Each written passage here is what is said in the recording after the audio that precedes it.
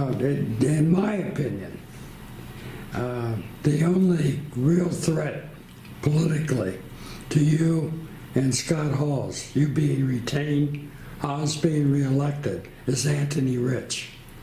And Anthony's doing an awful lot of campaigning, and he has implicitly, in my mind, criticized the trustees. Let me just tick these off to you. Keeping our township whole. Stop the annexation, explanation point. Promoting business growth, in all caps, the right way. And then safety. So how do you respond to what I think is clearly implicit criticism of trustees Sabo, Hawes, and Leno on those issues? Well, annexation, it's not like we can wave a magic wand and make it go away. You don't think that Rich has any special abilities on that? No. Okay. No. You can't sprinkle fairy dust and change the law. Obviously cities are going to use what's in the law to be able to make that happen. So if you get a landowner that chooses to do that and they make that approach, there are just some things that we can't do. The only thing that we can do are those cooperative efforts that are going to benefit both parties. But, to think that the law would have to change to stop annexation. I mean, it's just the nature of the Ohio Revised Code. Okay, how about the growth factor, the right way? What is the right way? Well, I'm not sure. Our zoning is still in place to be able to protect all those areas from a zoning standpoint. I think that we need to continue to look at those places where cooperative efforts can be done. Obviously those are CETAs and JEDs and, any other cooperative efforts that we can do to be able to make those happen. And we are made up a little bit different than other places where JEDs have taken place. There are places we would like to do JEDs, but we don't have a lot of open space, for example. JEDs are perfect for one-owner properties or open space where there's a one owner. So those type of agreements are perfect for those types of things. Right now, we don't have those that are being looked at. So my personal opinion, that's all just posturing. Because if he was elected tomorrow, it's not as if he has fairy dust that he's going to be able to sprinkle to be able to make that happen. In addition to the fact that if he defeats one of us, he's still got to work with the whole board. One board member still is only one board member and not the majority. Intriguing to me was the safety factor. I think that of all the townships, Plain has the best model for safety forces, contracting with the Stark County Sheriff's Office. And Plain did not make the mistake like I think Jackson did in forming a police department. Because once you have a police department, the residents, for instance, I'm in Uniontown. We have the Uniontown Police District. Fine department. But it's not the most efficient. Mm-hmm. So are you committed to, as trustee, staying with the arrangement as it is now? Are you satisfied with it? Do you feel like the residents of Plain Township are safe in their neighborhoods? Yes.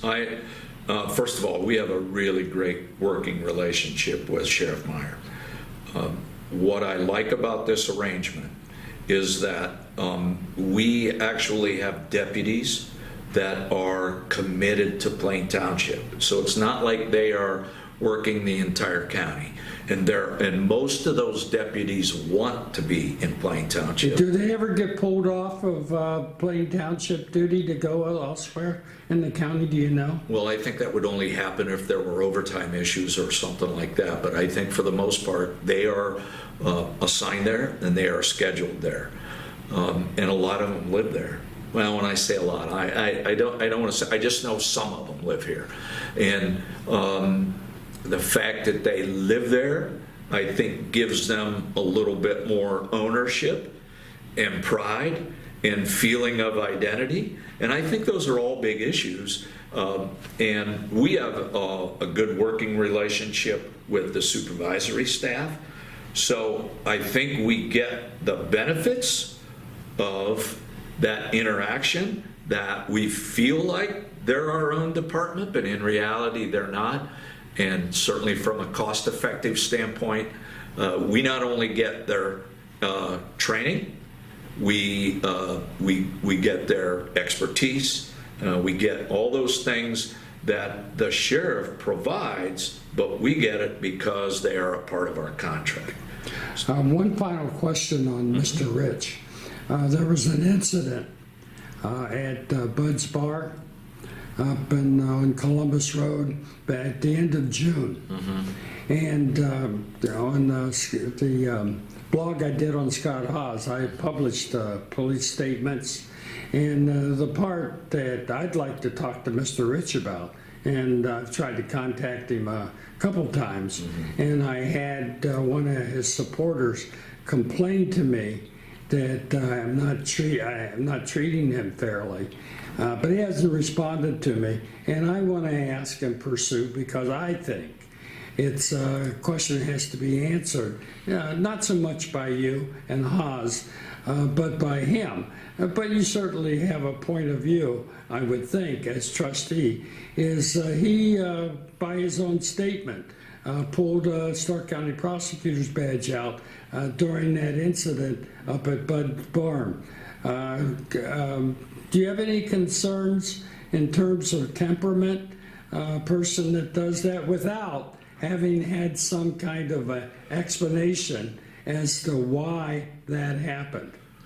Well, I think there's always going to be concerns, because you have to weigh the fact, was it a one-time situation that was done in a situation that he thought it was going to help, but it was a really, really, really stupid move, or is it a pattern? I don't know. I can't speak to that. I don't know. Okay. I think you just have to represent yourself based on who you are.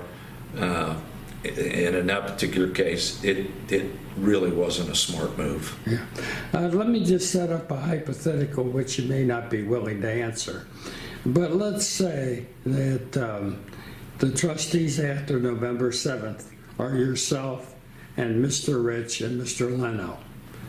And as a trustee, Mr. Rich gets a little full of himself.